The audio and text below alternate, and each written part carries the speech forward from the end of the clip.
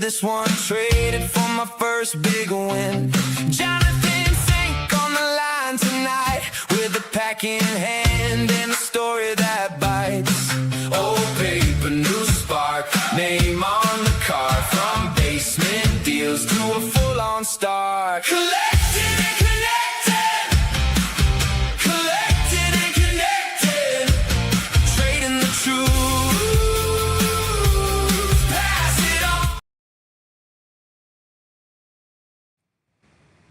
Hey, what's up? Jonathan Fink, Sports Card Collectors Club, and this is the Card Life Chronicles, and it's episode 18, and we got a hobby update. So not a live pack opening where we're going to rip cards like crazy, but even in a hobby update, don't worry, we're always going to rip some cards. But today we got some big news. The Pokemon Gods Are Real, the book that I wrote, is now on pre-sale. It's going to go on sale on September 16th, which is the official launch of the Pokemon 30th anniversary, and I cannot be more excited. And I want to talk a little bit about that. I want to talk about some of the manufacturing issues that I have with the Pokemon Gods and how they intervened. I caught a restock today. I want to talk about that. And then I also wanted to talk about a new book that I'm working on about the economics of Pokemon. And then we'll definitely rip some cards to say thank you to the Pokemon Gods because this book's going to be really good, and I'm really excited about it, and I'm really excited to talk to you guys about it. So I think we got 5 people in the chat so far, so thank you guys for joining right away. We'll give a few minutes for people to come in and join before we get started, and I will get on my phone and I will put out the back call. So thanks for joining me. We'll get started in a few minutes, guys. Hold tight.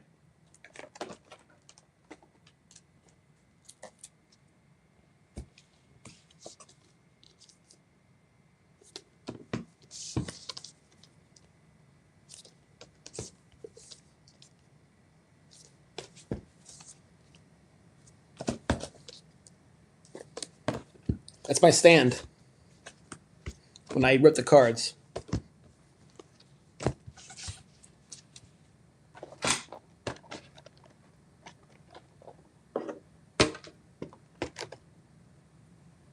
Yeah, perfect.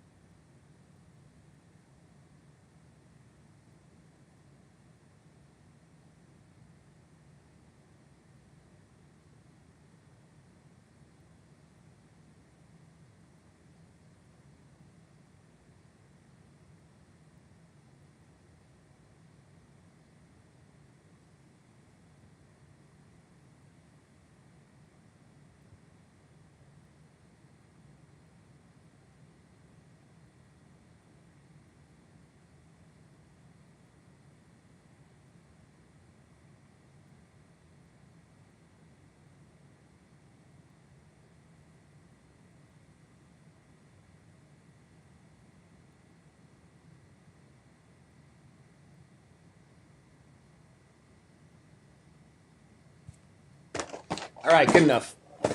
Thanks for joining me tonight. Really excited to get started.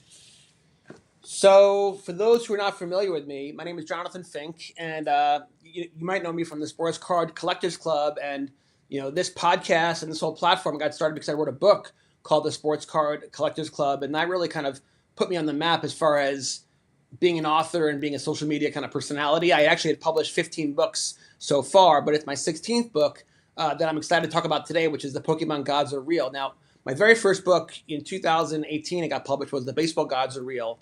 And that is not similar to the books that I've been putting out lately with regards to the God is Real concept. My first book was actually kind of a nonfiction true life story.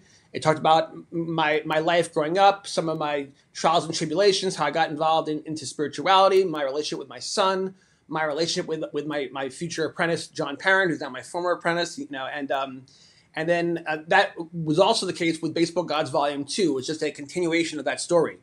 But along the way, that's when I kind of really became enamored with the baseball gods. Once the term came up in conversation with John Parent and my son and some people in a baseball club one day, I started noticing the baseball gods everywhere I went. And of course, the baseball gods are just a nickname for when there's these serendipitous moments, these coincidences, these little mini miracles that happen that you just like, wow, that's just what an amazing event that I just witnessed. And so I started documenting them, and then I had enough material that I wrote a book called Volume 3. It was called The Baseball Gods Are Real, Volume 3, The Religion of Baseball. And in that book, I pay homage to the religion of baseball, the saints and the sinners, the rituals and the traditions, the cathedrals, and I basically kind of draw a comparison between organized religion and baseball. And it's a really fun book with some really great stories. And that was really probably where I had probably the most initial success as far as an author. I started getting lots of interviews and stuff like that, and getting on podcasts and live on the radio. Was when Volume 3 came out. I did have some notoriety when my first book came out, and it kind of lulled in Volume 2, and then it went big. The Hive, Baseball Gods Are Real. I need to tell you my time with Turk Wendell next time we stream. I'd love to hear that story, dude. The baseball gods are definitely real, and I'm not the only one who had these stories. We all have them. I didn't come up with the term baseball gods. I had been familiar with it my whole life, and I was just the first person who wanted to kind of bring it to the forefront and make it kind of a tangible thing. So anyway, so Volume 3 of that book series was very different than Volumes 1 and 2. But then once I wrote that book, I kind of had now a formula, and I realized, wow, I was actually, believe it or not, I was actually with my family walking through the outskirts of a small town in Poland. My wife's family are Holocaust survivors, and my father-in-law actually found the farm and the barn and the hole in the ground where my grandmother-in-law and father-in-law lived for I think 18 months while they survived and escaped from the Holocaust, even though a lot of their other family members were murdered. It's a horrible story, but it's amazing that we found that place. And I was telling my wife's cousin Max, who has since passed away, about the book series. He's like, you should become the next Chicken Soup for the soul. You should write, basketball gods, hockey gods, golf gods, you name it. And actually, when I eventually did write The Golf Gods Are Real, I did dedicate it to Max, as was appropriate. So the idea was that once I created the formula with Baseball Gods Volume 3, I realized I could do this for all the sports. And so I did it with hockey, I did it with basketball, I did it with golf. And during the pandemic, I actually had written first round draft. I wrote manuscript drafts for the Soccer Gods Are Real and the Basketball Gods Are Real. And then I moved on to other projects. And even though I'm now working on the Basketball Gods Are Real, and in fact, I've already taken that old manuscript and I've already gotten it updated with all the most recent stories, like the Danhausen curse. That's now totally in the book. And as I read it, I'm finding very few errors. It might be ready very soon, sooner than I would have thought. I'll still put it out next summer, but I might be done having to work on it sooner than later. We'll see. But it was 2 years ago that I started to notice. It was when the pandemic ended. That's when I got back into sports cards and started going to shows on a regular basis. And at the time, Pokemon was probably 5% of the trade show community. And over the last 5 or 6 years, I've watched it go from 5% to 25 to 50. I was at a show recently, a tiny show, but it was still a show. It was like 90% Pokemon. And so I just became enamored with the energy and the culture and the economics, the vibrant economy that it has. And I started getting familiar with the hobby, and I started seeing all the similarities. I was thinking about writing a book called The Sports Card Gods Are Real, and I did write a draft for that. And I eventually rolled all that material kind of into this book. And I'm not going to, I referenced the sports card gods enough in my regular sports card series. It didn't need its own book. But Pokemon, there are a lot of, or a decent amount of Pokemon investment books out there. But there's nothing about the Pokemon religion, Pokemon faith, the magic of opening a pack, that feeling, that mystery, last pack magic, last box on the shelf magic, all those different nuances I wanted to write about. And so I spent 6 months, I'm trying to remember now. I think it was like a year researching it. I think I wrote it in 6 months, and then I think I edited it for 6 months. And I was thinking about putting it out actually, next summer. I'm definitely slowing down my book releases to kind of enjoy my life more. I've been obsessive compulsive, working late at night, every single day and night for 10 years straight, pumping out, now 16 books.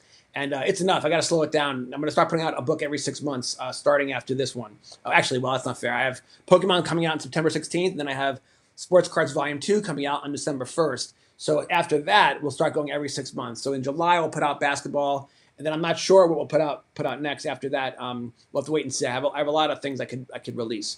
It might be something else. Well, related to Pokemon potentially, because I have a new book idea about that. But anyway, so yeah, so the Pokemon Gods Are Real. Once I realized the 30th anniversary is coming up right now, and it's actually launching the first product release officially on September 16th. I'm like, you know what?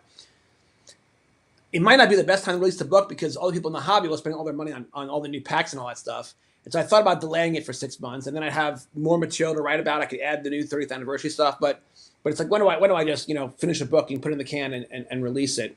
And so I realized it should be pre 30th anniversary. That will give me a chance to write a sequel possibly from the 30th anniversary after. Yeah, I spent 6 months grinding on the edit, and loved the book cover design, and then was ready to contact my book layout designer and get that manuscript turned into table of contents and page numbers and all that stuff to make the book printable.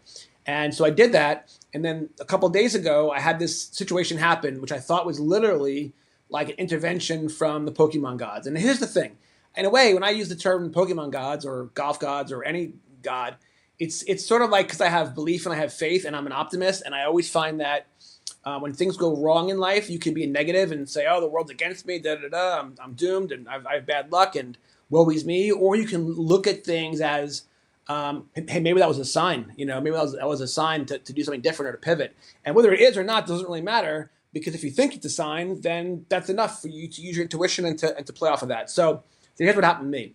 When I first got into publishing more than a decade ago, I decided I didn't want to have a literary agent. I didn't want to work with a major publishing company. I wanted to have complete control, complete autonomy on every aspect of the process. And I have a business degree. I love the entrepreneurial world. I'd already had started my own investment firm, so it was pretty much easier to start a publishing company than an investment firm. I can tell you that, especially with regulation and everything. But anyway, I decided I'll create my own publishing company and do it all myself. And I don't really do it all myself. Of course, I've used editors, I've used book designers, I've used book layout designers.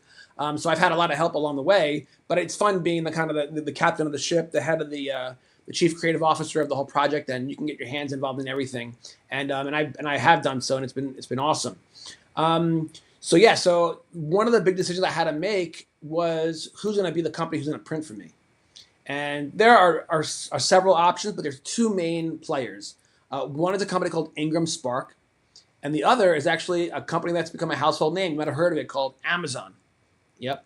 Everyone forgets that Amazon now is a colossal corporation, but they got started in books, and they were one of the pioneers in the ebook space. And even right now, I think Borders Books is out of business. Barnes and Noble hanging by a thread, and I think that Amazon's book sales are about 65% of the market. It might even be higher now for ebooks. So, so certainly you can go with, it would make sense to go with Amazon. However, Ingram Spark, some have said, has better quality. And there's interesting, pros and cons, because with Amazon, you can choose an option where you'll get a 70% royalty, which is double what I get paid with Ingram Spark. But Amazon gets full exclusivity. So if you put a book on Amazon and you make that deal, that book can only be on Amazon. It can't be on Apple. It can't be at Barnes & Noble. It can't be at Target or Walmart. But you get paid really handsomely. And, of course, Amazon is the biggest seller of books, so it's a pretty good calculated risk. And I think a lot of authors, that's their first instinct, is to go with Amazon. When I did the research, I realized that Ingram Spark had a lot of other options. You can do, at the time, you could also do paper and hardcover. And it had international distribution everywhere in the world, from Japan to Singapore, you name it. And it got me into all the stores, not just Amazon, of course Amazon as well, but Barnes & Noble and Booktopia and Target and Walmart and so many other retail outlets around the world. And so I liked that it was kind of maybe better quality at the time, perhaps, but also maybe wider distribution. And I thought that was in my best interest. But I'm not sure if it has been up until this point, to be honest, especially because Amazon does have such a stranglehold on the industry, and they have all these unique promotions. Like they have their KDP program, where a lot of Amazon customers, they pay an annual or monthly fee, and they can read as many books as they want, and so they can click on your book for free. So if you're a young author trying to get started and you want people to read your book and write reviews and give 5 stars and all that, you can really get a lot of people to read your book when you're giving it away for free through the Amazon program, and you can sell potentially millions of copies and eventually get paid a lot. So I thought about that, but I eventually went with Ingram Spark. And of course, 15 books in, book sales have done well recently since I've gotten active with the podcast and all that stuff. But up until now, it's been kind of quiet. Hey, real quick, Brandon Reed, what's up, dude? Jeremiah Fear is going to play good minutes this year. Do I keep him in my keeper league? That's a great question. I would say yes. I mean, I think he was considered one of the top 10 rookies last year. He's going to be a year better, and I think his team mix is a lot different, and he might be getting the ball a lot more. So I'm definitely not an expert on Jeremiah Fears, but I do love fantasy sports, and if it's a keeper league, yeah, that's probably a good move is to keep that guy for sure. Anyway, back to Amazon versus Ingram. So anyway, so I finally got the documents back from my book layout designer, and I was getting ready to, Kevin Porter Jr., I would say a thumbs down on him. Much more bullish on Jeremiah Fears. But thank you for the chat question, dude. I appreciate that. Doing this stuff live and doing it in the chat is everything to me because it's about community, this hobby. And I didn't name the book the Sports Card Investors Club. It's the Sports Card Collectors Club, and it's supposed to be a club. And then that means finding a way to be together. So I just recorded this because I didn't want to make mistakes, and then I just pre-canned it and released it. That would probably be very polished, but I'd rather be live. It's much more authentic, and I love the chat. I love being able to interact with people, even if it's not on the topic of Pokemon. It's giving fantasy basketball advice. I love to do it, man. So Brandon, you're awesome. God bless you, dude. Keep the questions coming. Anyway, so I log into to Ingram Spark. I do all the stuff to set up the paperback and the hardcover. But then when I click to add the file, the website, the software will not let me add the file. I mean, never had this problem before. Reset, log in, log out, can't do it. And I eventually was like, this is crazy. It's like the Pokemon gods don't want me to release this book, or so I thought at first. Then I forgot about it, went back later, and then this time the website is just crashed completely down. And I was like, all right, this is definitely a sign for the Pokemon gods, and not in a bad way, but in a good way. And I realized, oh shit, this is the Pokemon gods saying, dude, this is going to be your best book yet, your most successful book yet. It's got to go big. It's got to go on Amazon KDP. For as much as I love sports cards and all my books about spirituality, they're kind of real niche markets. Pokemon is not a niche. It is a massive worldwide phenomenon, especially with the 30th anniversary. So it's sort of like the timing was right. Get this book out now, and it's got to reach as many people as possible. So it took me many hours to get all things set up with tax documents and LLCs and banking and all that stuff, but the website was down all afternoon, so I did set up with Amazon, and I did set up for the ebook, paper, and hardcover.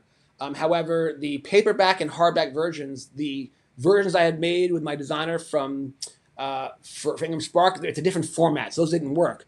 But the ebook did work, and by the way, with Ingram, you got to pay extra to do an ebook. And it actually takes several weeks, and it's hard to even edit it once you've made the ebook. And so I always do that second.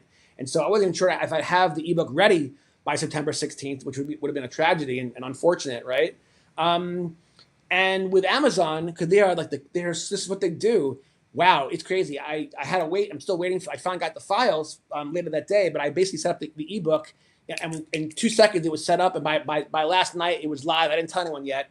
But by today, eventually I announced that it's live for pre-sale, and I ordered my first copy, and a few other people might have done so as well. So there might even be some rankings by tomorrow, which will be sick to see if we're in the new release category, which will be fun. But anyway, the point is it was a blessing. And then when I went on to this morning, I saw that my book is there. It's not connected with all my other books. And then I went to Ingram this morning, and the website was back on. And so I realized, this is the perfect combination. I'll keep the ebook on Amazon with its big distribution, where it can be bought for free in the KDP program, and it can be bought 1 million times all around the world. But I will then upload the paperback and hardback through Ingram Spark. I'd already paid for the ISBN numbers and stuff like that, and it was already set up anyway. This way, those books will be linked for sure with all my other books. So when people want to find my stuff, they'll find my Pokemon book, at least they'll pay it back with all my others. And then I may even create the ebook and maybe compare and contrast and see which one has better sales. We'll see. I'm not sure about that. But basically, the point is, I felt like it was a blessing in disguise, and I did now set up with Amazon, and it looks great. The cover looks great. Congrats on the Pokemon book from Paulie. Thank you so much. Yeah, you can go on Amazon right now. Just type in Pokemon Gods Are Real. You'll find the book. You can click buy.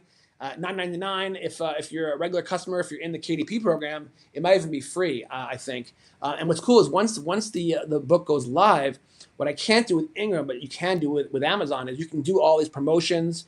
You can do Edgar Tolle. That's the last book I read. Dude, he is Garrison Lyons. You're back again. You are a legit OG, man. You're one of my best members of this club. I appreciate you. Yeah, Edgar Tolle is like some deep spiritual self-help stuff. And I don't love his accents. I have a hard time listening to that guy. He's got a big, thick German accent. I think he's Austrian or German.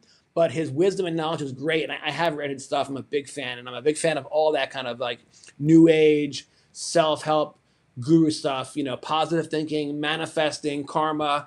I think it's all very, very real. So yeah, so that's awesome. You'll definitely get a lot of, new age spirituality in my books, especially in my nonfiction stuff. But even in my fiction stuff, I always find a way to weave it in there because it's important to me. I feel like as an author, I want to help do my part, making the world a better place and teaching concepts, like karma and dharma. I think are important. Help us all have a reason to make our lives more fulfilling every step of the way. So anyway, so I'm still waiting for the proofs from the paperback and hardcover from Ingram Spark, make sure they're good. But in the meantime, the ebook is through Amazon with boom, boom, boom. It's already up. It looks good. I've already bought the copy. I don't know if the actual inside, will look as good on Amazon versus what I've used in the past. But we'll see. It's an experiment. It's one book, and we'll give it a shot. It's important to be willing to try new things and to trust your intuition. And when the website went down, I'm like, yeah, that might be a sign from the Pokemon gods. I need to pivot. And I think the Pokemon gods actually rewarded me for the pivot because it's in my best interest if I get that ebook on Amazon's on their stuff. And so check this out. So I'm very, very spiritual, and I always actually buy like a pack or two the day I have a show. It kind of pleases the sports card gods, so have a good show. It's kind of like a ritual thing to do. It's just an excuse to buy packs, whatever. It's what I love. But today, of course, my ebook went live for the Pokemon Gods Reel. I'm like, I got to do a live rip or something to kind of, announce it, celebrate, and thank the Pokemon gods, and also ask them for grace, make sure this thing gets uploaded correctly and it gets downloaded correctly and gets released on time with no gremlins, no problems, no technology issues. So I went to Olathe, Kansas, the unopened Pac-Man store, and the reason why is because they have a lot of individual packs, and they also have the international packs. And if you saw the Pokemon Collective podcast last night, episode 1. Huge success. Go check it out on the Collecting and Connecting podcast network. What a great fun episode. That was epic. But one of the guys in the group, Tyler, he only collects Japanese Pokemon. And I like ripping Pokemon from all over the world. So I was inspired by him. So I went and I bought a bunch of packs that we can rip tonight or in a live rip. We'll see. But then I was like, you know what? The perfect order pack, they were charging $1 or more. It's worth. You can't get this stuff at Target, but if I'm going to go buy perfect order, I'm like, I might as well go buy a Target. There's one close by. So on my way back home, I stopped by this Target in Olathe, and the card section was empty, and I was like, what is going on here? And I say to the guy working there, I'm like, what's going on with your card section? He goes, oh no, dude, we got a brand new section now. Over there with the book section now. And so most Targets you probably saw on the internet. I knew this was coming. I didn't know it was going to come to Kansas yet. But they did a huge reorg of their space layout. And now near the front, though, but way in the side, so because the lines get crazy, they have the whole sports card top section now and a new Pokemon section. So when I went over there, I started seeing it. I see Ascended Heroes. I see an ETB of Chaos Rising. And I'm like, I immediately go to grab one. And somebody's like, stop. What are you doing? And I'm like, whoa. Shows there's a line, and then I look over, and I had no idea. It was so embarrassing, I guess. There's a huge line. It was a restock, and everyone was waiting for the restock. And I'm like, oh my God, I'm so sorry, guys. I did not even see you guys at all from the angle I came. I went right down a little aisle, and I went right to the ETBs, and then I got stopped, and I was like, whoa. So I actually got online. I probably waited for 30 minutes this lady to do the full restock. And so the ETBs were gone, the Ascended Heroes were gone. But I was able to pick up some fun stuff. I picked up 2 of these, Series 2. And I picked up 2 of these, Series 3. I understand these retail for $15. They're going for like $80 on eBay. So there is a temptation to just want to flip these. But in my book, The Flip Life, which comes out December 1st, you'll find out that I use eBay as a way to sell my books. It's a great way to find a target market of people who are interested in your books. And if I'm selling a golf card, from Upper Deck, I'm sure that person will love my Golf Gods and Real book, so I put the insert in. And when I sell Pokemon, I'm going to now advertise my new Pokemon Gods and Real book. It's kind of a brilliant layup strategy. Well, think of it this way: when I sell this, yes, I might make $50 on it, but I get to only sell it to one person. I'd rather open it up, share it with you, and potentially millions of people if the thing goes viral, if I get a big hit. And then if there's like 4 or 5 cards that I can sell, I can then sell and advertise my books to 4 or 5 people instead of just one. So yes, you could keep this sealed and flip it, make some money. But I'm playing the long game, looking at the big picture. I enjoy the rip, and I'd rather reach more collectors with more books. I also had bought this. I saw this just randomly at a Target the other day.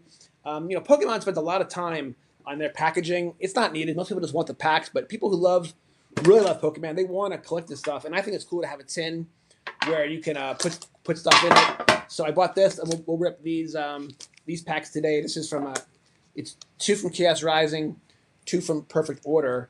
I should point out that the Pokemon market is definitely changing going into the 30th anniversary. Chaos Rising, Perfect Order, and the new one, Pitch Black, is still on the hangers in stores. And all of those products are trading at MSRP in the secondary market. Ascended Heroes 4 ETBs ago was the last real big popular product where people were scalping it and making crazy money buying and selling it. The last 3 products, maybe the chase cards weren't as good. Maybe it has to do with the overall economics of the global economy. Maybe it has to do with the 30th anniversary. But these I think the cards look great, but they've not been as popular, at least with the scalpers, that's for sure. So anyway, we'll rip these today, but although I did not buy those today, but I've been waiting for an excuse to rip them. And then I bought one more thing. I did see some big collector cases of Ascended Heroes, which is going to be so much fun to rip. But I found my second best. I bought one of these big Perfect Orders. Now, I have to say, I think that these big packaging is ridiculous. I think Pokemon does it because from a marketing business perspective, they want to gain shelf space, and they don't want to give that market share up in a store, and they want the visibility. But you and I know that you could fit 6 packs in a little booster box and just sell them that way. You don't need to create all this big ridiculous packaging. I think this is just a waste of paper, and it's silly. There is a chase card there. There's a mega card, and then a giant card, which I'm not really into. But we'll open this up and we'll rip those packs as well. So we'll definitely celebrate my new release of Pokemon Gods and Real tonight in proper fashion, just like it's a live pack outing. But this is a hobby update, which brings me to my next topic. So the Pokemon Gods rewarded me today. I caught this restock, and again, I could just flip these and make some money, but there's no fun in that. We're gonna rip them today and have some fun and celebrate the hobby. But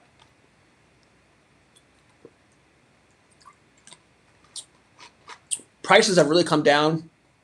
PSA 10 singles, the Bubble Mew, so many of the big popular cards still worth a ton. There's Pokemon cards that are worth millions and $500,000 all over the place, but a lot of them are worth 25, 30, 50% less than they were just 2 months ago. So just like in the stock market, with collectibles move very similar, and when the tide pulls out, they sink. When Destined Rivals just put out their restock, Destined Rivals, which had been one of the more popular sets, have come crashing down in price hardcore. So, be careful investing in Pokemon, okay? But it begs the question, is interest waning, or are people just holding back for the 30th anniversary? I think it's probably a little bit of both. But, momentum builds, and when people start to see prices come down, it spooks the market, it spooks the scalpers, and then momentum can shift. So, by the way, prices almost always come down in Pokemon during the summer. It's the typical summer doldrum. People are going on family vacation. They're busy at camps. They're doing different things. They're spending their money in other ways. It's usually in the spring and the fall and the winter where Pokemon has their biggest surges. Last summer did not have a big pullback. This summer it is happening. Again, is it short term or not? We don't know. Is it because of 30th anniversary? Very, very possibly. But online, I got to talk to all these collectors, and I can tell you that in Olathe, Kansas, the love for Pokemon in this hobby is as strong as ever. The price declines have not affected anyone. For as much as we see on YouTube, people who are kind of like investing collectors, the people that I saw today online were collectors. They're set builders. They love ripping packs. There were lots of kids there with their parents, kids in soccer uniforms coming to and from soccer practice. It had a really good vibe. No one pulled a knife on anyone. No one pulled out a gun. Everyone was cordial. Nothing like you see on YouTube in some parts of the country. But it looks to me like the demand is through the roof still for Pokemon. And when that line was over, the shelves were empty, just totally cleaned out. So timing's everything. If you don't catch a restock at most targets, you don't get any product. And so even though I'm telling you that Chaos Rising and Pitch Black and Perfect Order are trading for MSRP, and may even trade soon below MSRP, that's actually good news for the collectors, because people who love building sets and opening packs, the lower the prices, better. It's only a problem for people who have a financial incentive for the prices to rise, like the people who are scalping and investing in this stuff. And as I understand it, there's even like hedge funds and private equity funds getting involved in the Pokemon space right now. So that can be the sign of the next level, the next layer of the bull market, or sign of a market top. So just something to think about. Yes, I did want to kind of give a market update and mention that restock as well. Speaking of the market update, I did get the idea of, so I did do some research because I was kind of like, are there, I don't know if there's any books like the Pokemon Gods Real that's out there, and then I was like, wait, I feel like the Pokemon market, as big as it is, it's kind of underserved in a literary format. So I did some chat GPT research and stuff like that, and I kind of did some work, and I did find some books that are about Pokemon investing. A lot of them are kind of like for beginners, that sort of thing.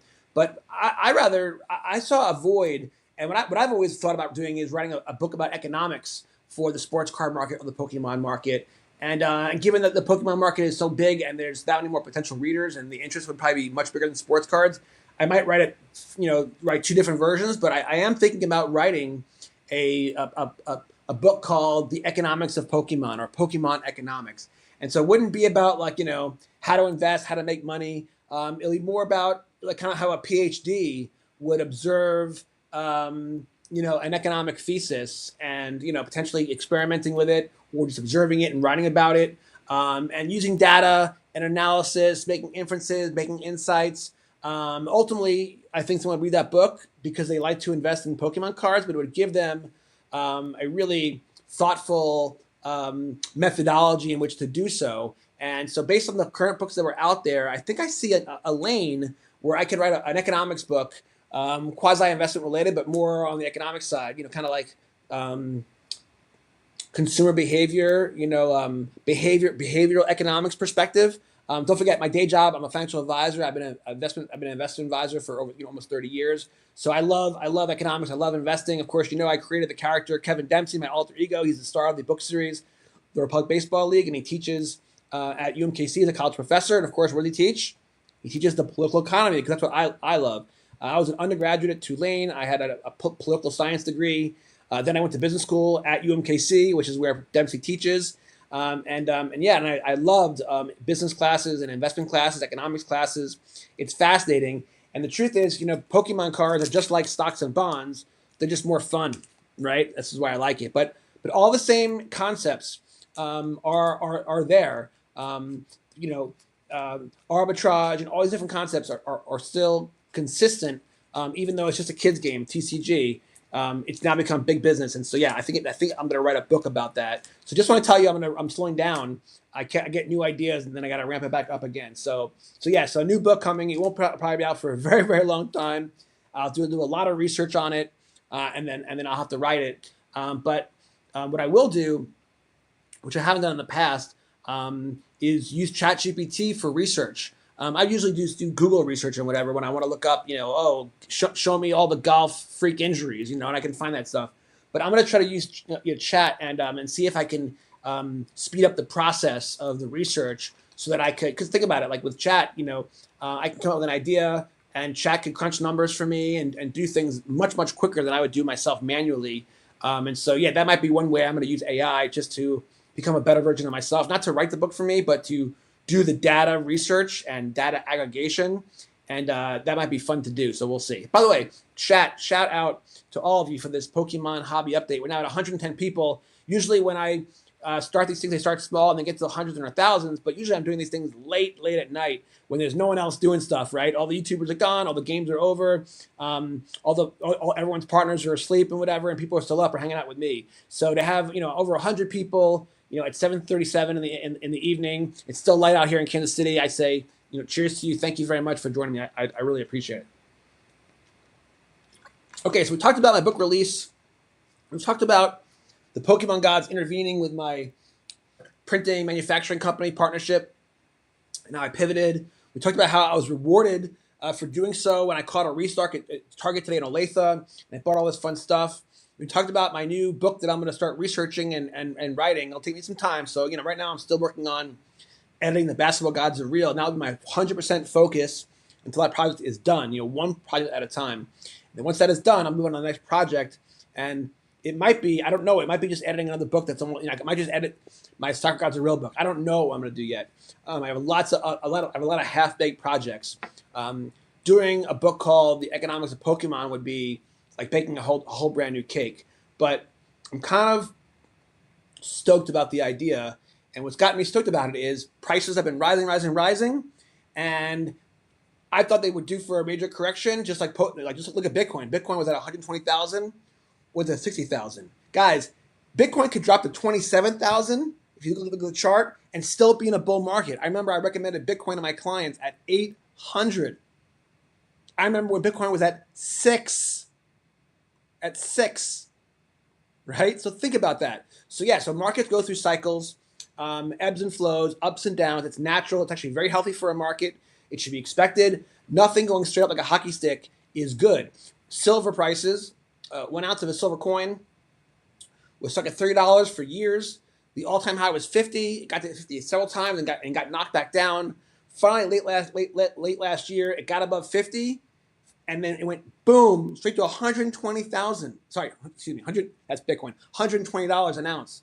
And I told my clients, I'm like, guys, it's time to take some short-term profits because it's probably going to come back down, potentially even to 50, which was that long-term breakout. There's a term in investing which is what was once resistance becomes support. So given the longer-term chart now, there could have been a bottom at 55, but I think that there's going to be one more sell-off in the stock market, potentially even a big one.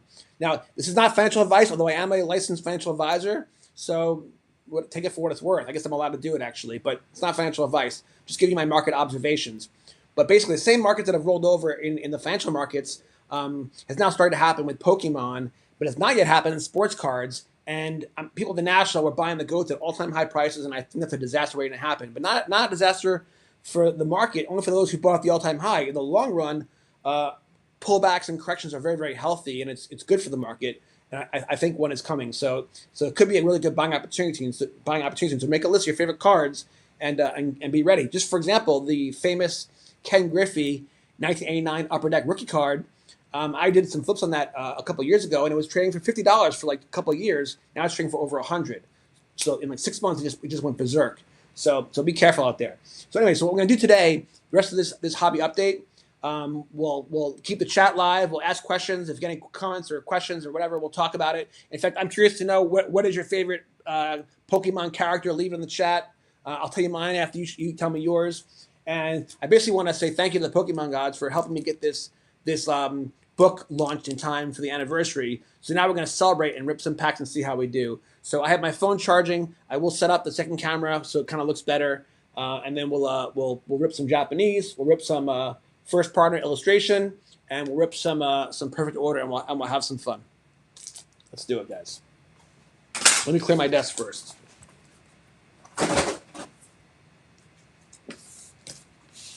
Yeah, 162 people in the chat. Thank you so much. I'm grateful for each and every one of you. It's inevitable. My dog always comes down for a potty break, and here he is. There's Buddy Fink. I'll be right back, guys. Got it. Duty calls, literally. Hold on. Good boy, buddy. Huh.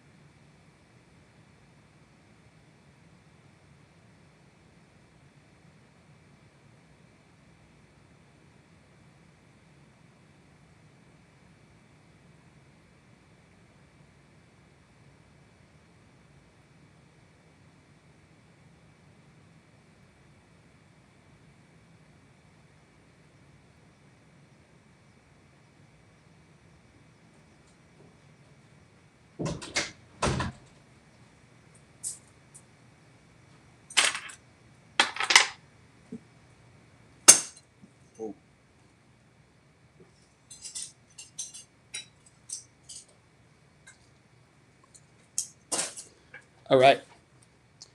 So 200 people in the chat now. Shout out to each and every one of you. Thank you so much. We'll get my camera set up here, and then we're going to rip some packs. We're going to thank the Pokemon gods for helping me get this book out. Hopefully it's error-free. I read it over and over and over again, trying to make sure it was perfect. Just so you know, at 10 o'clock, my good friend Paulie, he's going to go live with a show on his end. So we'll wrap it up before then, because I don't like to ever overlap with a fellow podcaster, especially Paulie. He's our kingpin. Very grateful for Paulie. If it wasn't for him, I wouldn't be doing any of this stuff. And I'm having so much fun doing it. And so shout out to Paulie. He's the best. Oh, it's Briar J's Cafe, and that's a big one. That's right. Paulie, are you in California right now? Are you with the Disney crew? Yeah, Briar J Cafe. I've caught that show, and D23 at Disneyland. It's the pins and all that Disney stuff collecting. Maybe they're into Lorcana too. I don't know. But she's been a great supporter of our show, and I definitely want to be a big supporter of hers.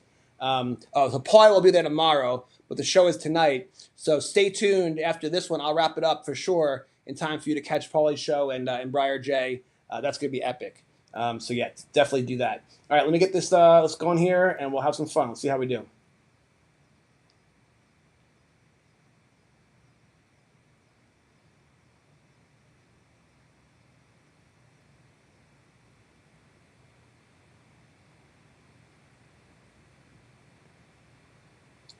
Yeah, the joy of releasing a book never gets old. It's like it's a great feeling to have an idea, bring it to fruition.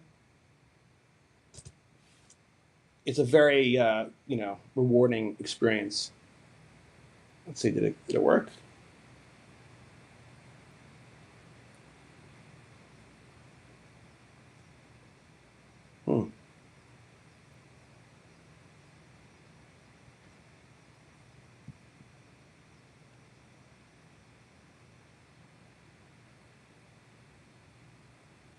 Maybe I'll have to resend the link to myself. Sorry, guys. I had this problem the other day, too. I used to have a set link that I would use, but no worries.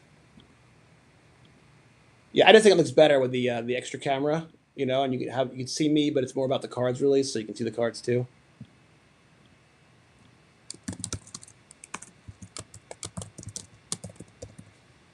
So, technical difficulties, Fink, lo-fi technology here. Thanks for your patience. All right. So I sent that email to myself. Now I'll pop up on my phone. And there it was. All right. So let me know, who are your favorite Pokemon characters? Who do you PC? And I will tell you mine. All right. Logging back in now, guys.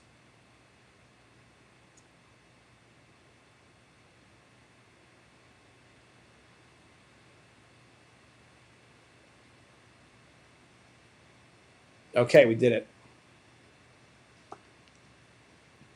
Thank you for your patience. All right. Oh, I got to mute it. Okay, let's get to business here, guys. So not a mega rip session because we got to wrap it up in an hour, but we'll rip as many as we can. We'll see if we can get some real hits here, have some fun.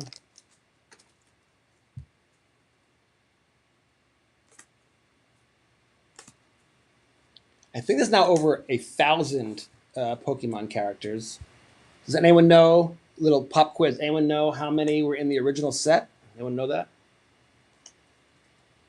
Leave a number in the chat. How many characters were in the original set of Pokemon?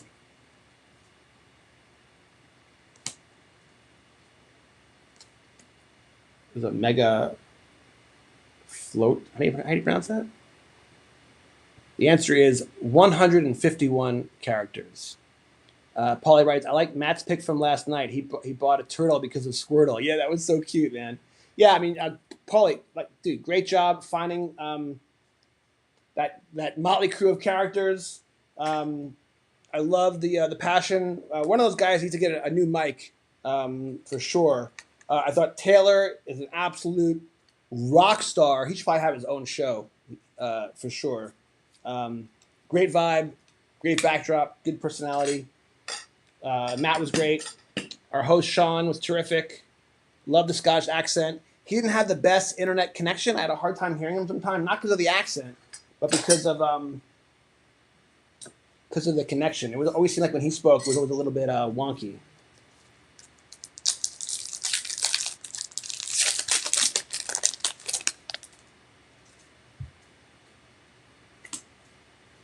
Cute.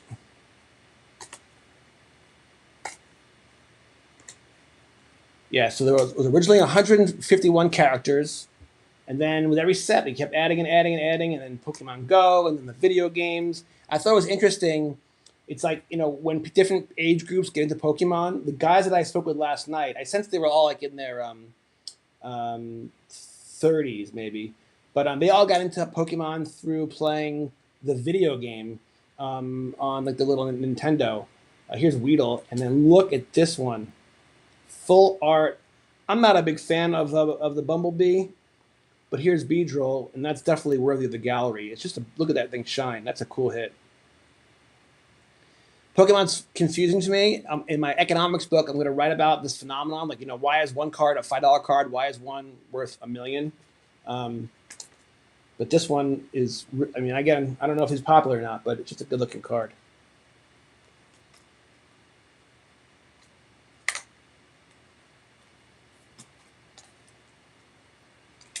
So thank you to the Pokemon gods for our second nice rip. Nice card.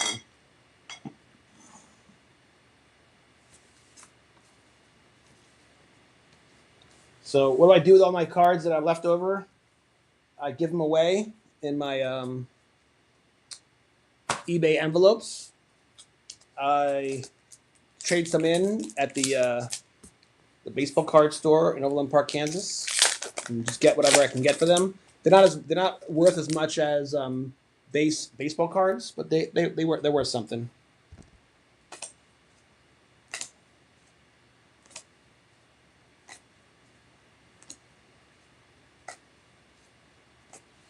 Snorlax. Oh, I hear my dog coming again. He wants to hang out. Hold on. I closed the door figuring that he wouldn't want to come back in.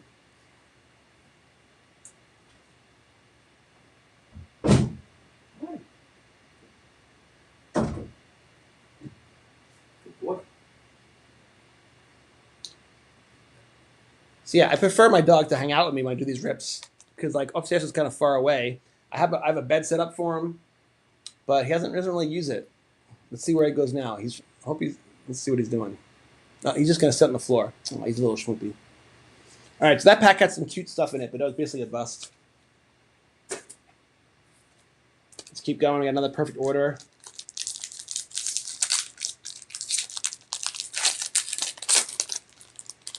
I don't know where you are. It's really hot here in Kansas City. It was like 99 degrees today. Just going outside for like a few seconds with my dog, I'm like kind of sweating. Probably should have washed my face or something. So yeah, so we went from 151 characters to now there's over 1,000. So it's sort of like it's much harder to hit, the Charmander, the Charizard. But look at this. Are we having pack luck tonight or what? This is the sign for the universe that I should have gone with Amazon for the ebook.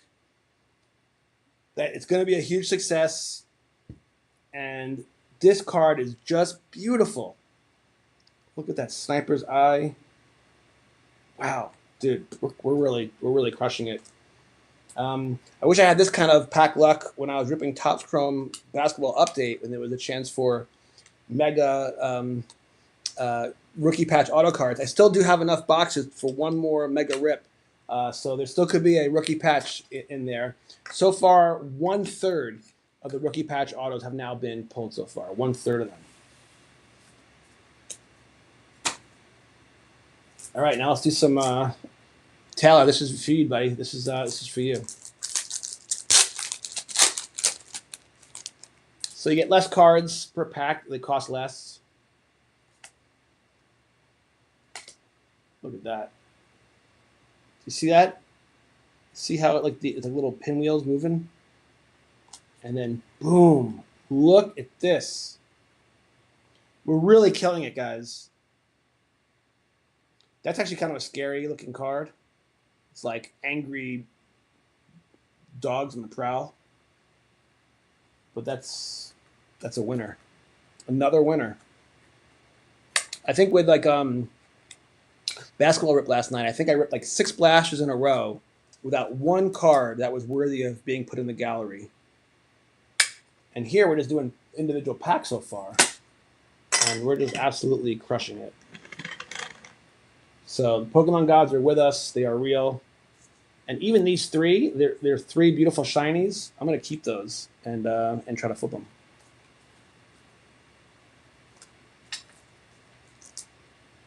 Love the designs on these, by the way. They look great.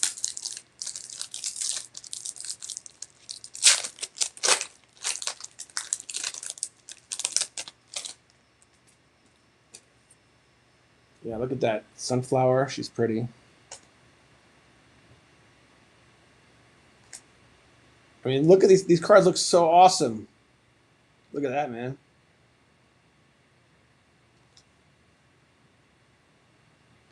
I think Tyler might be right, man. The Japanese cards they're awesome.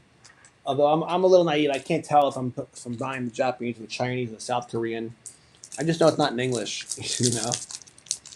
But you still get all the big hits, and you'll know the familiar characters. You'll know what Charizard when you see it.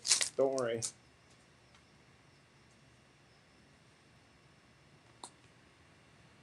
There's Taurus, the bull. And then, boom, another full art. Is this for real? I mean, insane pack luck tonight. It's literally like the gods are pleased with me for releasing this book because I'm celebrating. I'm gonna put Pokemon. Pokemon's already on the map. It's the biggest IP in the history of the world, but no one had put out a book like this before that like celebrated the culture and the community and the religiosity of Pokemon and the hobby. So I'm so excited for this book to come out, and this is a validation for sure. Another nice card. Beautiful card.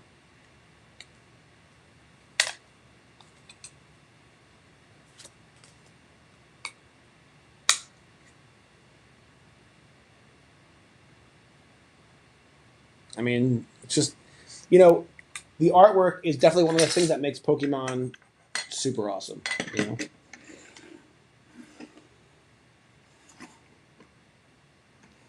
Put it there. Can you see it? Here, hold on.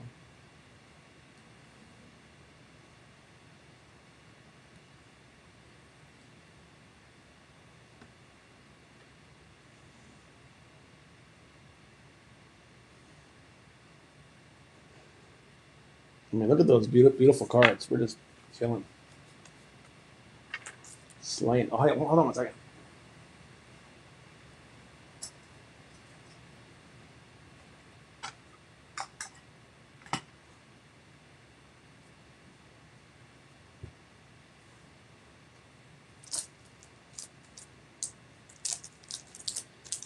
So yeah, these dollars, and some of them cost $4. In America, at a Target, packs cost $5. At a Best Buy, they cost usually $6 or $7. I don't know what set this is from. Maybe someone in the chat can let me know if they know these cards well enough. But I can tell you, they all look beautiful and shiny. Look at this one. Sunflower we've already pulled.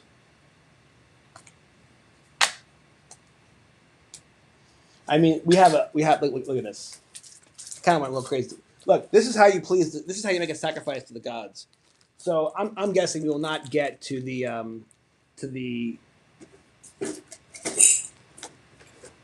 perfect order box or the series 2 and series 3. We'll probably just get through these today. But that's cool. Then we'll do another session another day. So I'm really excited, guys. That's the first time I've done an evening rip or hobby update instead of late at night, and 337 people. That's amazing, guys. Thank you for being here. Obviously, this time works.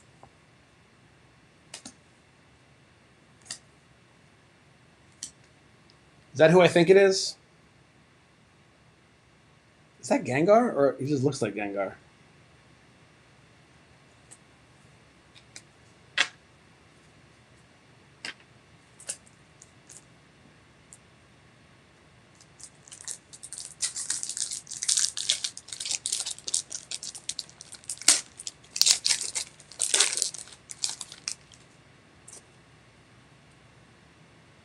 Oh, Paulie writes, comment the last book you read on the live stream above and enter the giveaway.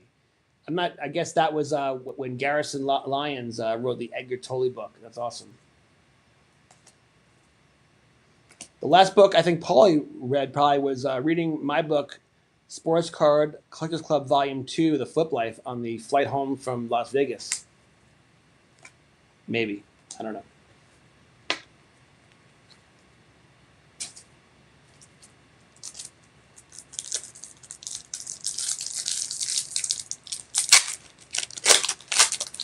Oh, YouTube update.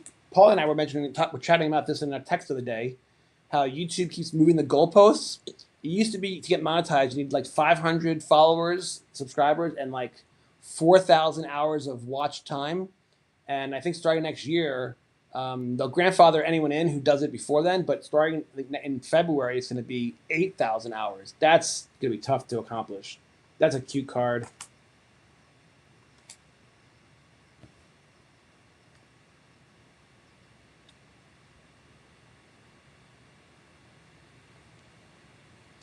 So I only PC one Pokemon character, which is Pichu. And I keep him right here. I keep them all right here. All of my Pichus. But if you know about Pichu, Pichu is just the baby version of Pikachu. And of course, in Pokemon, there's two of the most popular characters. There's Charizard and there's Pikachu. And the only Pikachu I've ever pulled, I keep right here. And I pulled it a few months ago in one of my live pack openings. That was the first one I ever pulled.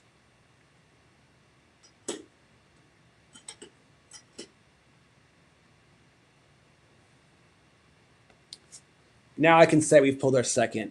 So if there's any doubt the Pokemon gods are real, I mean, holy moly. This is such a sick card. Look at that thing refract. It's so beautiful. Is he wearing a police hat? And he's there with his trainer. And gosh, I might have to start PCing Pikachu now because I can't ever flip this card. I got to keep it.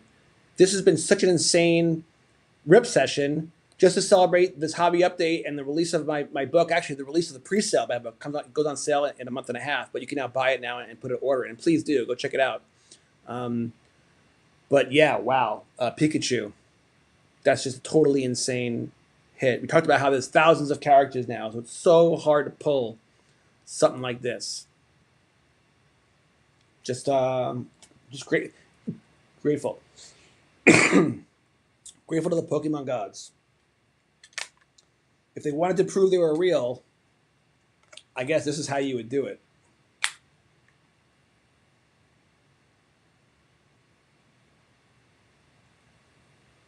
Yeah, check out Briar J's Disney podcast after this one wraps up. Go check out the Pokemon Collective from last night. It's on replay on the Collecting and Connecting Podcast Network. Wow. That's all I can say about that. What an amazing pull. And these are all great too. These might be worth something also. I mean, literally, like that was just totally insane. Let's admire it one more time. I think it looks better on here. It's less glare.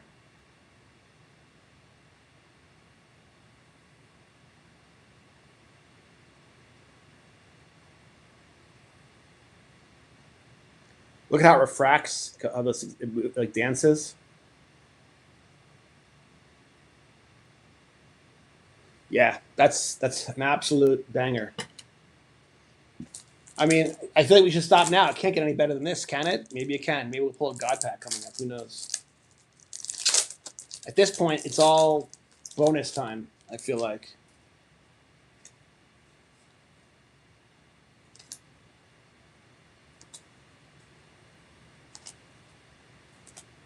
That's what packs are usually like. I'm more used to that. Yeah, so shout out to the Unopened Pac-Man store, Olathe, Kansas. Great selection of cards. Always have. They've been in a new location now for over a year, and the new location is much bigger. All the Kansas City card shops, they're all differentiated. They're all a little different, which is terrific. So you have a reason to go to all of them. Look at this one, though. I mean, so many cute cards we've been pulling from these Japanese and Chinese sets. South Korean, I don't even know at this point.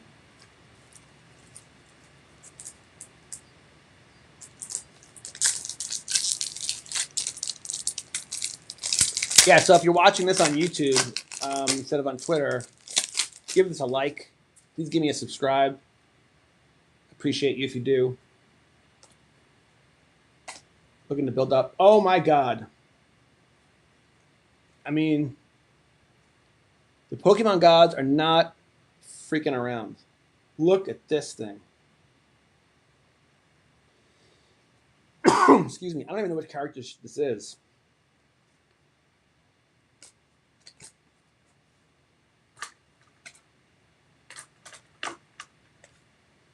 But we're just absolutely crushing it. That's the thing about ripping packs. You know, you go through streaks. The laws of probability say that you'll never stay hot too long, and you'll never stay cold too long, because eventually you'll hit something good, and eventually you'll go through a drought. It's just how it goes. So right now, we are just absolutely on a hot streak. And the fact that we did this session to do a hobby update, to mention my book release, and we decided to do rips and cards to thank the Pokemon gods, and the fact that we pulled a Pikachu, and we've pulled now our 7th full art card, I'm just nothing but grateful. Just beautiful. You know, when I did a bunch of NBA Topps Chrome update videos and you don't pull good stuff, you kind of feel bad, like you're not entertaining. But obviously, you can watch anyone rip cards. You're here because you enjoy hanging out with me. But and I appreciate that a lot. I can't tell you how much I do. But I want to be entertaining, and I can't just be me telling stories. I want to pull awesome cards because that's what's unique about a rip session, right? So I have not always delivered. The cards have not always been great. But yeah, this rip session has been insane. By the way, real quick, little advertisement. I'm always looking for creative ways to enjoy my life, but also promote my books ever so subtly. And I have always loved video games, from literally like Atari Pong all the way up until the PS5, whatever.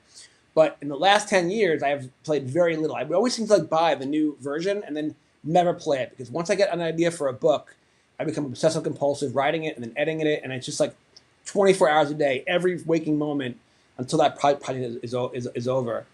Yeah, the Hive. Where was his luck last night, dude? Jay, Destiny. I don't. That's the thing about ripping wax, man. It's a totally a crapshoot every time you do it. And by the way, I don't even know how much these cards are worth. They all could be worth $5. Probably not. But like, just the joy of pulling a Pikachu is insane. I did wind up pulling a decent amount of cards last night. I just put a bunch of them on sale. I did wind up pulling 2 autos, but they were no name guys worth like $8, $10, $12, whatever. But just like, I hate to use the analogy, but just like in a casino, sometimes the cards that get dealt to you are just not the good cards, And then other nights you get a chance to double down, like 3 or 4 packs, cans in a row, whatever. So tonight it's been extra special. So I just have to be extra grateful, This pack's been tough to open. Let's see. Yeah, these guys, all these shiny cards look so good. I mean, just beautiful. All these shiny ones go into a separate pile of cards that I think might flip on eBay. The ones in the gallery definitely will. Although the question is, do I flip this or do I keep it forever? Because it's just so epic. By the way, big debate. Charizard, Pikachu. You can't be both, right? I've always been obviously Pikachu because of Pichu, but I know a lot of people are Charizard, big time. Just a cool card. Bus pack.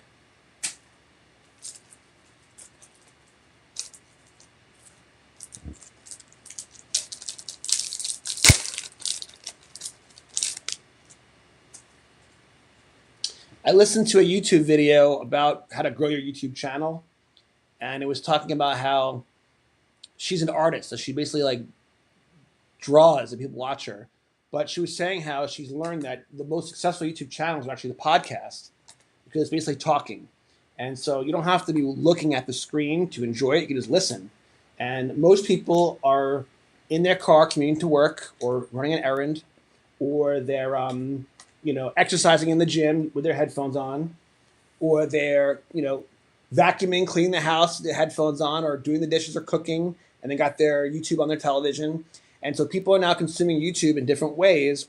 And because it's kind of a companion thing, being able to hear someone talk is actually more important than being able to see. So I'll be sure to keep talking all the time so that you guys are entertained, and then you can have me on when you're working out at the gym, when you're making dinner, or when you're driving your kids to soccer practice tonight. I'm happy to be part of your life. I'm grateful. Welcome to the Sports Card Collectors Club. Tonight it's the Pokemon Club. Let's be honest, it's the Pokemon Club for sure. Yeah, but nothing but gratitude for Holy Spirit, Pokemon gods, however you want to call it, getting the ideas to write the book, the chapter ideas, finding the right material, coming up with the ideas for the book cover design. I don't take credit for any of that stuff. I feel like it's all coming from somewhere else beyond this dimension, channeling through me. I'm just a conduit. I'm sure a lot of musicians and authors feel the same way, actually.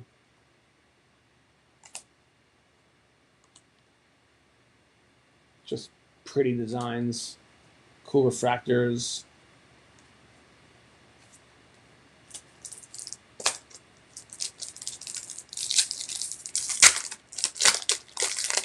If you notice the back of the cards, depending on where they're from, there'll be different colors. So like I think this is definitely Japanese because of this tan color. The blue is obviously from America.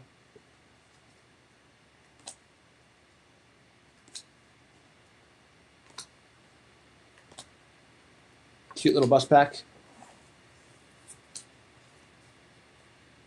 So I've been ripping Pokemon cards for this entire 2 years, and I've not sold any of them, not for investment purposes, because of flip life purposes. I didn't want to start selling those cards until I had a book to promote in Pokemon.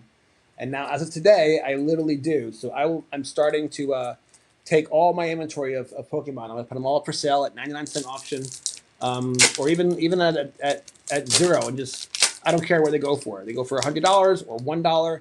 I'm just happy to be able to connect with Pokemon lovers, because if you love Pokemon, you spend your free time and your money buying cards, you're gonna love this book. I'm telling you, it's just perfect for that community. Cute card. Ooh, look at this. Same card. This is like a parallel refractor in sports cards world terminology. Same card. One's base shiny. One's got refracted shiny. That's cool. There was a rumor that Pokemon was going to start putting out parallels. I haven't heard anything about that recently. That rumor's kind of come and gone.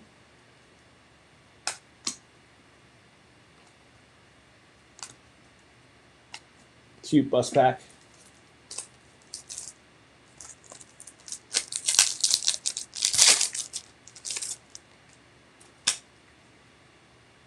Cute. We just pulled this. Cute bus.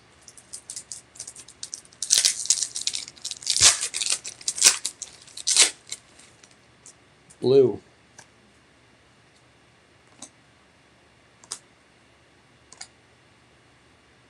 It's cute.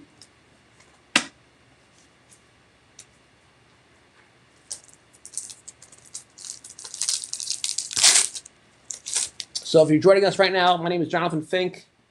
You're watching this on the Collecting and Connecting Network or on the Sports Card Collectors Club website, YouTube channel. I write books. I love cards. We're celebrating tonight the pre-release of my new book, The Pokemon Gods Are Real, exclusively to Amazon. It's the only place to buy it. It's like making a deal with the devil. I hope not, though. I hope it's actually going to be a blessing in disguise. Pokemon Gods made me do it. Super cute. Oh my God.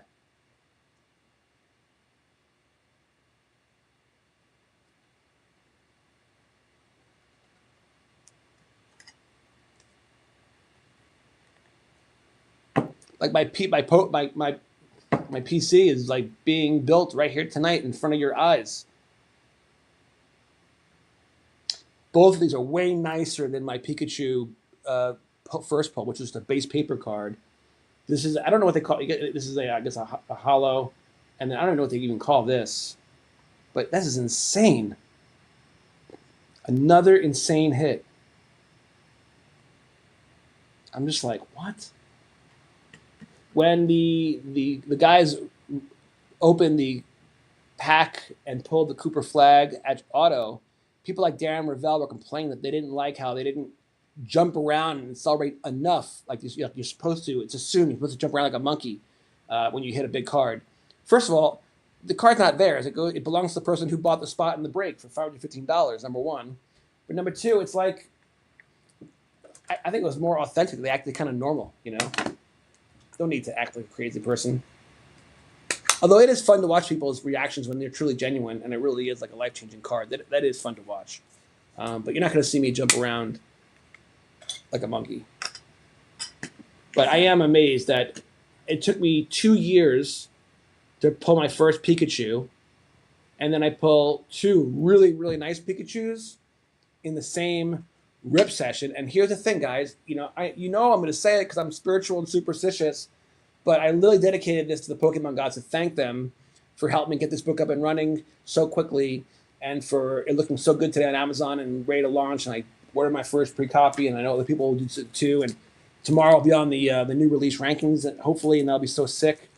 And so we bought all these cards today, and I literally was like, I told the people behind the counter, yeah, I'm buying all this stuff as a sacrifice to the Pokemon gods to celebrate my book release.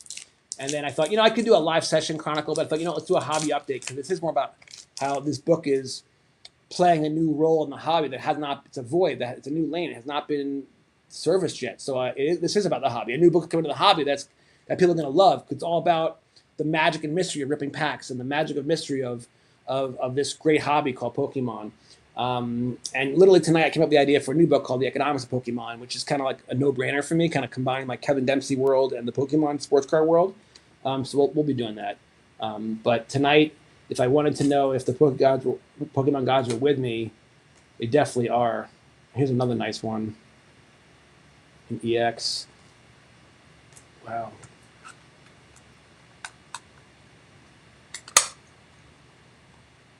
Yeah, pretty insane hits, guys. The only thing that would make this even more insane, and so Pokemon gods, if you're listening, would be to pull a Charizard tonight. Time permitting.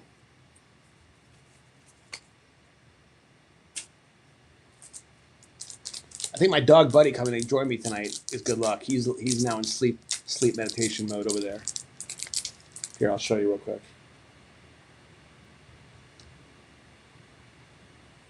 There he is. I'm so boring, I've put him to sleep.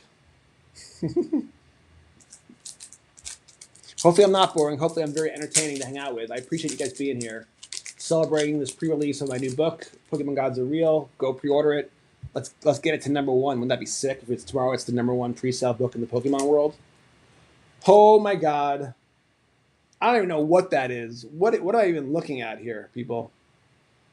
It looks kind of dark and demonic, but it's another full art card. It's just incredible. I'm the trainer. I literally have way more glass behind me, but this was the last piece of glass. Who would have thought I'd pull 1, 2, 3, 4, 5, 6, 7, 8, 9? Such an insane session. We're only an hour and 16 minutes in.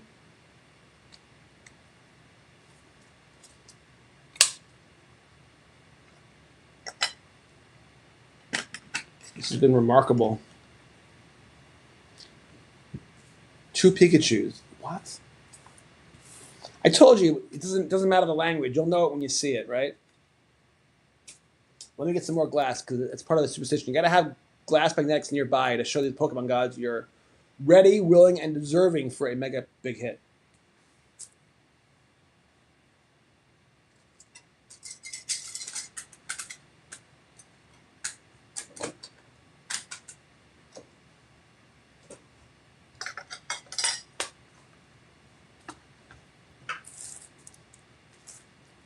So my favorite number is 4. I always wear number 4 on my jerseys and stuff like that. When I do autographs, when I do like I sign my books, I always do like a J Fink and then a JF number 4.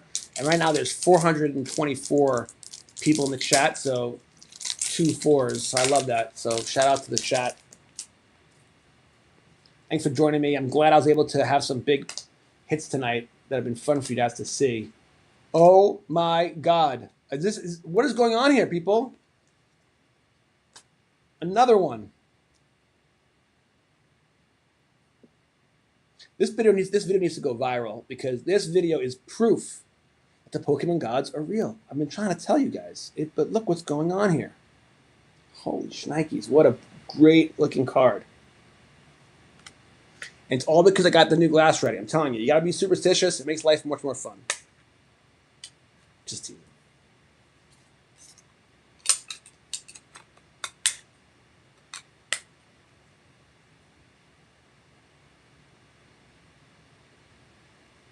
Shout out to Taylor from the Poke Collective.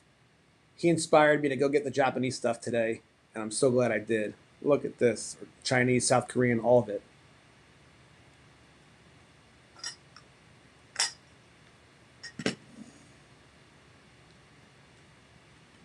Yeah, this is wild stuff, man. It's like living proof the Pokemon gods are real.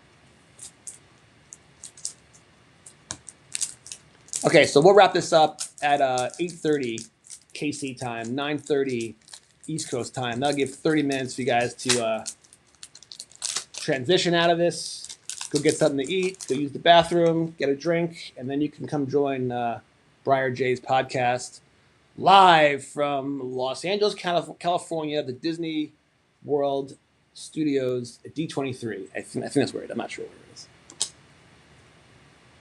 I know that Banana Mac and Paulie are going, and Briar Jade's on her way there, and that should be some really good content from that Disney event. Oh, we haven't pulled this one. We haven't opened this one yet. This could be another banger. Let's see. We'll do a quick recap when we're done. And then, what do you think, chat? Should we sell those Pikachus or should we keep them? Ooh, I love the anomalies. Back to back. Base shiny. Hollow shiny.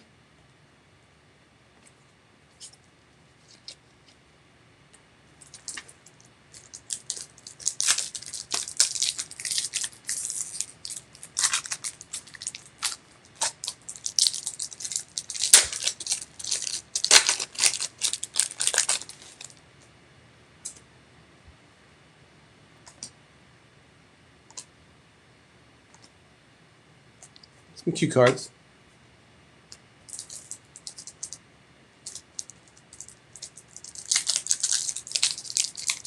So we didn't break 1,000 tonight, but I'll tell you what, 425 people is fantastic, especially for the evening. This is prime time. There's ball games on right now. There's all kinds of primetime television, the evening news. But you're with me. I thank you guys very much. I hope this has been fun for you. It's been really fun for me. We might go live again later tonight after Briar J's show's over. We'll see what the night brings for me. I might start working on the Pokemon Gods economics book. You never know. I really shouldn't. I really should be focusing on creating content right now. That's what I should be doing. So Paulie says you can go till 9:57 if you want to. By the way, yeah, thank you, dude. Yeah, no worries, dude. And then J-Quad15, the perks of being a wallflower. Right on, dude. Thanks for the comment. I appreciate it. I think that's a base. Is that a base Eevee? I think it is. It's Eevee.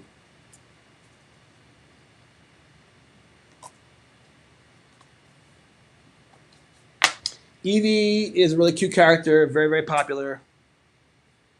I don't know if it's worth very much, but we'll keep it in the worth something pile.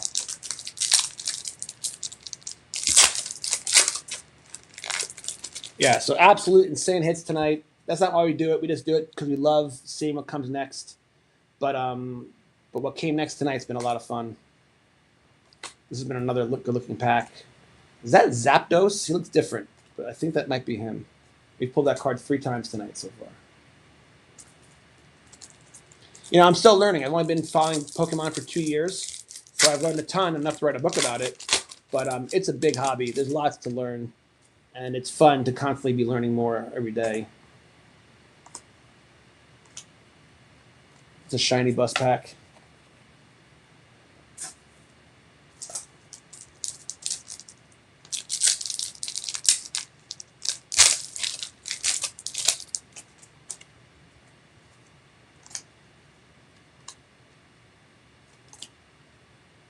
Can't win them all.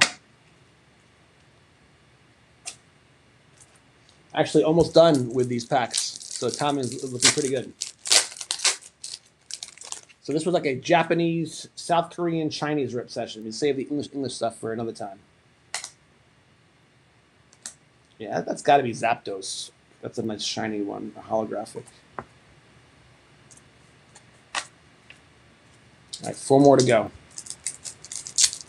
The Pokemon gods, you've shown us enough magic already, but if you want to give us the Charizard to really just show off, we will accept it. We will, I promise.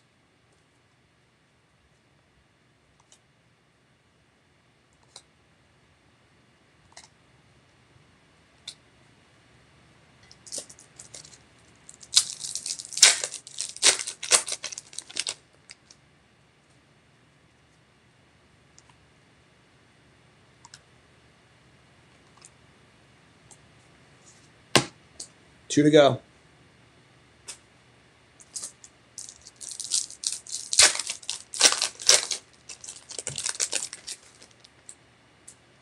Now that is 100% for sure Eevee. No doubt about it. Maybe that last one wasn't. I'll have to double check now. One of the cuter characters. Oh, and I forget what this guy's name is. This is a cutie too. And a cat.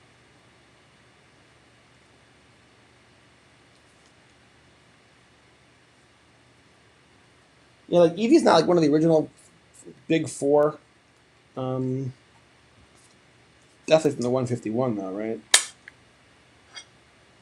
But that was one more good card, and now we have 1 pack to go. So no need to give us a Charizard, Pokemon gods. You've been already very, very generous. This has been definitely my most prolific, rip session so far. All the different products we've done. Last pack magic. Here we go, guys.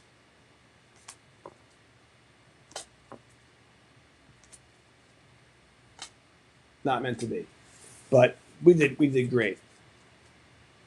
Definitely a sign from the Pokemon gods that they're happy about my new book coming out. All right, we'll shut this second camera down and let's do a quick recap.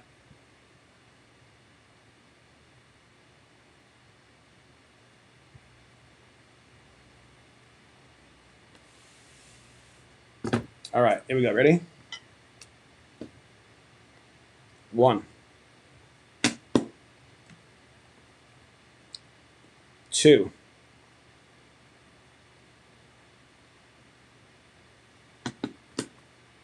'Oh, The Perks of Being a Wallflower' is the last book he read. Yeah, dude. Duh. 3. I like that you guys read books, man. Reading books is good for the soul, I'm telling you. Not just my books. You have to read anyone's books. 4.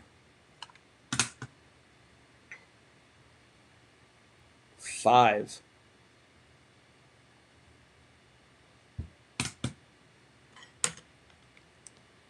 6.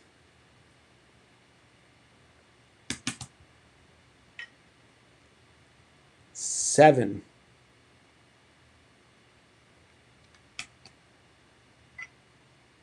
This one's so cool. 8.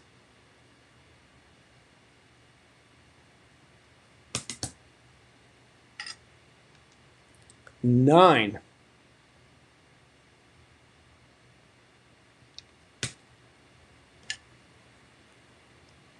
10. Look at that art. It's so intricate.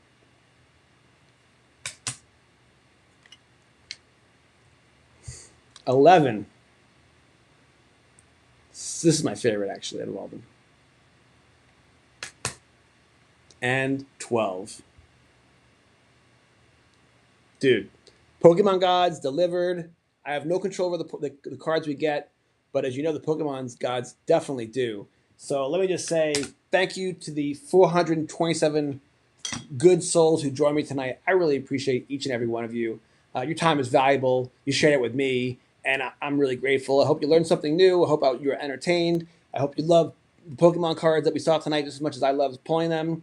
And we'll do this again real soon. And I just want to say thanks again for your support. Give this episode a like, subscribe to the channel, and go click buy and pre-order The Pokemon Gods Are Real on exclusively Amazon.com. You guys take care, and as always, God bless. He pulled a stain from a shoebox lid. Said this one traded for my first big win.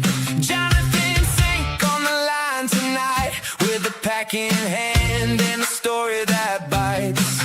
Old paper, new spark, name on the card. From basement deals to a full-on star. Collecting and connecting.